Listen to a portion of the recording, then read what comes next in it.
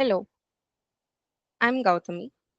In this video, we'll discuss how to resolve 403 forbidden error of Boomi for SAP Access Connector. This issue is mostly a generic issue with SAP.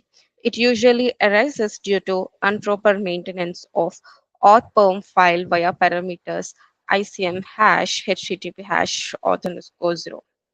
To resolve this, you should maintain the auth file to allow the specified URL. Normally, the file path be defined with parameters that are mentioned previously, which is ISM hash, HTTP hash, auth_0. You should perform the troubleshooting steps that are visible on the screen to resolve the issue. Please feel free to contact Boomi support if you see the issue even after performing these steps. Thank you.